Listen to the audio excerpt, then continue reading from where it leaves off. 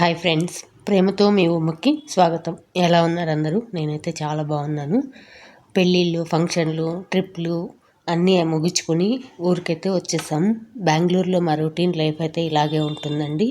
ఊరి నుంచి వచ్చిన తర్వాత అయితే కొంచెం హడావిడి, గందరగోళం అదైతే ఉంది ఇంట్లో. ఎందుకంటే 1 వీక్ లేను కదా, అందుకోసమని. మార్నింగే పెద్దోడికైతే స్కూల్కి వెళ్ళిపోయాడు. దాని తర్వాత 9 o'clockకి చిన్నోడు స్కూలు, వాడిని స్కూల్కి అయితే రెడీ చేస్తున్నాను. మార్నింగ్ టిఫిన్ అయితే సింపుల్గా చపాతీ అలాంటివి చేస్తాం, ఇన్స్టెంట్గా చేసే టిఫిన్స్ కాబట్టి. ఎందుకంటే 1 వీక్ ఊర్లో లేం కాబట్టి గ్రాసరీస్, వెజిటేబుల్స్ అలా ఏం లేవు కాబట్టి ఇలాంటివి మాత్రం చేసుకున్నాం. దాని తర్వాత చిన్నోడిని కూడా స్కూల్కి పంపించిన తర్వాత అయితే నా క్లీనింగ్ ప్రాసెస్ స్టార్ట్ అవుతుంది. ఎందుకంటే 1 వీక్ ఇంట్లో లేం కాబట్టి కొంచెం హడావిడి, అది క్లీనింగ్ కొంచెం ఎక్కువే ఉంటుంది. వర్షాలు పడి పూలు, మొక్కలు, చెట్లు, ఆకులు అన్నీ రాలిపోయి బాల్కనీలు అయితే గందరగోళంగా తయారైపోయాయి. ఫస్ట్ అయితే వాటిని క్లీన్ చేస్తున్నాను. నేను ఊరి నుంచి రాగానే ముందు బ్యాగ్లన్నీ క్లీన్ చేశాను. దాని తర్వాత బట్టలన్నీ ఎక్కడక్కడ పెట్టేశాను కదా, ఈ ఉతకాల్సిన బట్టలన్నీ కూడాను ముందుగా కొన్ని అయితే నానబెట్టేసి కొన్ని వాషింగ్ మిషన్లో వేసేసి ఆ పనులు అయితే చేసేసుకుంటాను ఎర్లీ మార్నింగే. ఎందుకంటే మా ఊర్లో బట్టలు ఆరడానికి చాలా టైం తీసుకుంటుంది కాబట్టి బట్టలు ఉతికే ప్రాసెస్ మాత్రం ఎర్లీ మార్నింగ్లోనే చేసేసుకుంటాను. పిల్లలు స్కూల్కి వెళ్ళిన తర్వాతే నాకు క్లీనింగ్ ప్రాసెస్ అయితే స్టార్ట్ అవుతుంది. పిల్లలు ఉన్నంత వరకు వాళ్ళతోటే వాళ్ళని చూసుకోవడం, వాళ్ళకి టిఫిన్ పెట్టుకోవడం, వాళ్ళకి హోంవర్క్స్ రాపించుకోవడం వీటితోటే సరిపోతుంది కాబట్టి క్లీనింగ్ అదంతా నేను పిల్లలు స్కూల్కి వెళ్ళాక స్టార్ట్ చేస్తాను. ఒక 1 అవర్లో నా క్లీనింగ్ అంతా ఫినిష్ అయితే అవుతుంది. ఇల్లు కానీ, బాల్కనీలు, గిన్నెలు కడగడం, పాత్రలు కడగడం ఇలాంటివన్నీ కూడాను నేను పిల్లలు స్కూల్కి వెళ్ళిన తర్వాతే చేస్తాను. ఇదైతే నా డైలీ రొటీన్లో ఉండే ప్రాసెస్సే. కానీ ఇప్పుడు ఊరి నుంచి వచ్చాం కాబట్టి కాస్తంత ఎక్కువ క్లీనింగ్ కూడా ఉంటుంది, 1 వీక్ ఇంట్లో లేం కాబట్టి.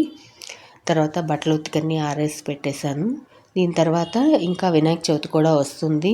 పైగా ఊరికి వెళ్ళాం కాబట్టి ఇంట్లో గ్రాసరీస్ కూడా నిండుకున్నాయి. అవన్నీ కూడా సూపర్ మార్కెట్కి వెళ్ళి అయితే తీసుకొచ్చుకోవాలి. వినాయక చవితికి కావాల్సిన సామాన్లు కానీ, ఇంట్లో కూరగాయలు, పళ్ళు ఇలాంటివన్నీ కూడాను సూపర్ మార్కెట్కి వెళ్ళి తీసుకోవాలి. పిల్లలు స్కూల్కి వెళ్ళిన తర్వాతే ఇలాంటివన్నీ చేసుకుంటాను. ఇప్పుడైతే సూపర్ మార్కెట్కి వెళ్ళడానికి అయితే రెడీ అవుతున్నాను. సూపర్ మార్కెట్ కూడా మా నియర్ బైయే ఉంది కాబట్టి పెద్ద టైం తీసుకోము. ఒక 1/2 అవర్ 1 అవర్ లోపే మా షాపింగ్ కూడా ఫినిష్ చేసుకొని ఇంటికైతే వచ్చేస్తాం. షాపింగ్కి వెళ్ళినప్పుడైతే ఇంట్లో ఏమేమి లేవో గ్రాసరీస్ ఆ లిస్ట్ అయితే పట్టుకెళ్తాను. షాపింగ్ కూడా తొందరగా అవుతుంది. దాని తర్వాత పిల్లలకు కావాల్సిన స్నాక్స్, బిస్కెట్స్, క్లీనింగ్ పర్పస్వి ఇలాంటివి అయితే కొన్ని తీసుకొని ఇంటికైతే వచ్చేసాం. షాపింగ్ కూడా 1/2 అవర్లోనే అయిపోయింది. త్వరగా అయితేనే వచ్చేసాను నేను. ఫస్ట్ అయితే నేను ఇంటికి రాగానే నేను తెచ్చుకున్న బిస్కెట్లు, స్నాక్స్ ఇవి మాత్రం ముందుగా దాచిపెడతాను. లేదంటే మా చిన్నోడు ఎక్కువగా ఆకలేసినప్పుడు, వాడికి స్నాక్స్ తినాలనిపించినప్పుడు బిస్కెట్స్ని త్వరగా తినేస్తుంటాడు. అందుకని నేను బిస్కెట్స్ అయితే వాడికి కనపడకుండా పెడతాను, దాస్తాను. ఆ విషయంలో మాత్రం నేను ముందుగా జాగ్రత్త తీసుకుంటానండి. వాడు అడిగినప్పుడు, లేదు నాకు ఓపిక లేనప్పుడు స్నాక్స్ బాక్స్లో పెట్టడానికి మాత్రమే బిస్కెట్స్ వాడతాను. మిగిలిన టైంలో అస్సలు అయితే వాడను. దానికోసం నేను వాడికి కనపడకుండా బిస్కెట్స్ అన్నీ దాచిపెడతాను. ఇంకా గ్రోసరీ స్టోరేజ్ అయితే ఇక్కడే చేస్తాను, ఈజీగా తీసుకోవడానికి ఉంటుందని. మా కిచెన్ అయితే కొంచెం చిన్నది, మీరు ఆల్రెడీ చూసే ఉంటారు కదా. దానిలో గ్రోసరీ స్టోరేజ్ పెట్టుకోవడానికి అంత స్పేస్ ఉండదు. అన్నీ ఒకే డబ్బాలో వేయడం వల్ల ఒకటి కింద ఒకటి పైన అలా ఉండిపోయి నాకైతే ఏది ఎక్కడ ఉంటుంది అనేది కనపడదు. ఐడెంటిఫై చేయడానికి చాలా కష్టం ఉంటుంది అనేసి నేనైతే ఈ డ్రాలో అన్నీ ఆర్గనైజింగ్గా పెట్టుకుంటాను. అప్పుడు డ్రా ఓపెన్ చేయంగానే ఏ ఐటమ్ ఉంది, ఏ ఐటమ్ లేదు, ఏది నీడ్ ఉంది అనేది అయితే ఈజీగా తెలిసిపోతుంది. తర్వాత లేనిది తెచ్చుకోవడానికి కూడా లిస్ట్ రాసుకోవడానికి ఇట్లా అయితే ఒక సౌకర్యం ఉంటుందనేసి నేను ఎక్స్ట్రా గ్రాసరీస్ అన్నీ ఇలాంటి డ్రాలో ఆర్గనైజ్ చేసుకుంటాను. ఈ టిప్ నచ్చిందా లేదా అనేది మీరు కామెంట్లో చెప్పండి. మీరు ఎలా స్టోర్ చేసుకుంటారు అనేసి ఒక కామెంట్ పెట్టండి. దీని తర్వాత ఫ్రూట్స్ మాత్రం కళ్ళకి ఎదురుగా కనిపించేలాగా డైనింగ్ టేబుల్ మీదే ఉంచుతాను. వాళ్ళకి ఆకలేసినప్పుడు కానీ, లేదంటే స్నాక్స్ తినాలనిపించినప్పుడు కానీ వాళ్ళకి తీసుకుని తినే అందుబాటులో ఉండేలాగా ఫ్రూట్స్ని డైనింగ్ టేబుల్ మీద ఆర్గనైజ్ చేస్తాను. దీని తర్వాత అయితే లంచ్కి రెడీ చేయాలి. దోసకాయ పప్పు చేద్దాం అనుకుంటుండా. ఎందుకంటే ఈ 1 వీక్ పెళ్ళిళ్ళలో ఫంక్షన్లో ఫుడ్ తిని కొంచెం హెల్త్ డిస్టర్బ్ అవుతుంది అనిపించింది. అందుకోసం ఒక 1 వీక్ 10 days అయితే out side food, out side snacks తినకుండా ఓన్లీ హోమ్ ఫుడ్డే తినాలి అనేసి కండిషను. దానికోసం నేను దోసకాయ పప్పు ఇంట్లోనే ప్రిపేర్ చేస్తున్నాను. పైగా ఇంటి పనులు, క్లీనింగు, జర్నీ సిక్కు అదంతా ఉంది. దానికోసం ఇట్లాంటి ఈజీ రెసిపీ అయితే తొందరగా పని అవుతుంది, తినడానికి కూడా బాగుంటుంది హెల్త్కి అనేసి నేను దోసకాయ పప్పును ప్రిపేర్ చేస్తున్నాను. ఏది చూపి తీసుకొచ్చావా? ఎందుకమ్మా టీచర్ పెన్ ఇవ్వాలి? ఇవ్వాలనిపిస్తుందా? ఎందుకు? నీ ఫేవరెట్ టీచరా? చూపి, చెప్పు, ఫ్రెండ్స్కి చెప్పు. ఇదా? ఇది ఇస్తావా? ఇది ఇస్తావా? సరే, మనం పోయి ఇచ్చేద్దాం. ఇప్పుడే ఇద్దాం. పూజ చేసుకుని తినేసిపోదాం. వెళ్ళిపోతుందా? మళ్ళీ రేపు ఇద్దాం.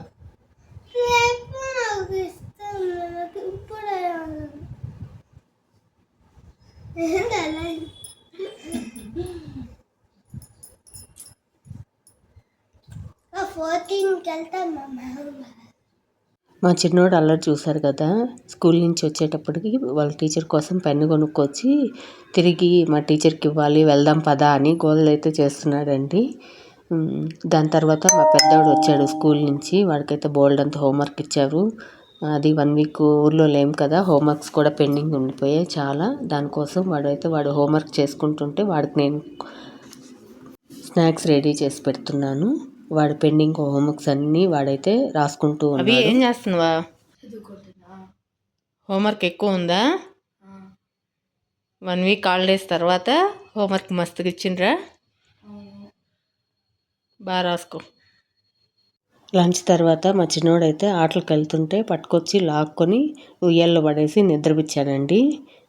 లేదంటే ఆడుతూనే ఉంటాడు, అలసిపోతాడు, పైగా జర్నీ చేసి వచ్చాము అనేసి నేనైతే వాడిని పడుకోబెట్టేసిన తర్వాత పూజారం క్లీన్ చేసుకోవడానికి వెళ్తున్నాను.